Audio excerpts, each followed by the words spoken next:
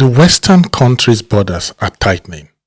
The migration rules are getting harsher, and once again, Africans are at the mercy of global systems they did not build and don't control. But today, we are not just asking why the West is rejecting us. We are asking a deeper, more painful question. What are we as Africans doing to build power at home so we don't have to beg abroad? Is the world tired of us? Let's not sugarcoat it. From the US to the UK, from Italy to Australia, immigration walls are rising. More restrictions, more deportations, more visa denials. They don't say it loudly, but the message is clear. You Africans, stay where you are. That sounds harsh, but ask yourself, if the world is saying don't come, why are we still acting like we have no choice but to leave? The truth is, Africa is not poor. It is being plundered. Africa has gold, oil, cobalt, timber, fertile land, a youth population that can literally build the future, but still we depend on loans, on foreign investors, on development aid with small fine print that locks us in very long term. We are the richest continent with the poorest mindset. While we pray for open doors in Europe, multinationals are mining our backyards and flying the profits out with private jets. They don't want our people, they want our minerals. Remember, the colonizer left, but the programming stayed. Let's be honest, we speak their languages better than we speak our own. We worship their gods harder than they do.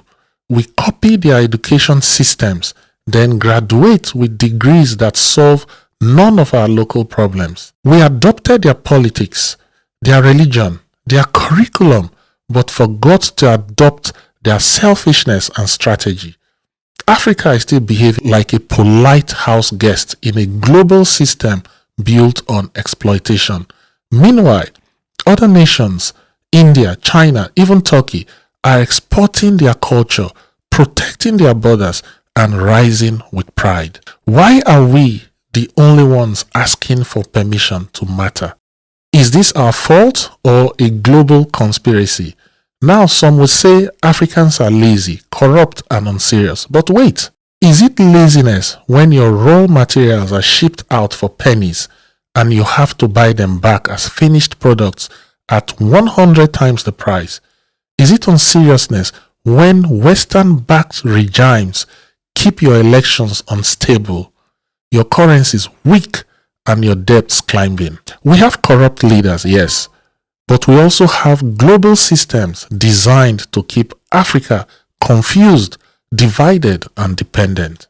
It's not just accidental. It is not just mismanagement. It is profitable to keep Africa on its knees. So, what are we Africans doing with our power? Why do we still allow unrestricted access to our minerals, while our own people dig with bare hands? Why are our brightest youths crossing deserts and drowning in oceans just to escape the land that raised them? Why are African presidents still flying abroad for checkups, while the hospitals back home look like war zones? If Western countries are closing their borders, maybe it's time Africa closed its legs to exploitation. Look, we can't keep crying every time a foreign embassy says no. We should be crying for what we are not building back home. The real tragedy is not that they are rejecting us, it's that we still don't have anything strong enough to return to with dignity. Africa doesn't need pity. It needs strategy. It needs discipline. It needs leaders who fear history more than they fear CNN headlines. Because no one will take Africa seriously until Africa takes itself seriously. So what do you think? Are we victims of a global power game, or are we too distracted chasing religion, pre-singing politicians, and dancing on TikTok to even care? Drop your thoughts in the comment section. Let's reason, not rant. And please like, share, and subscribe to Sense of No Nation, where we break the narrative before the narrative breaks us. See you in my next episode. Goodbye.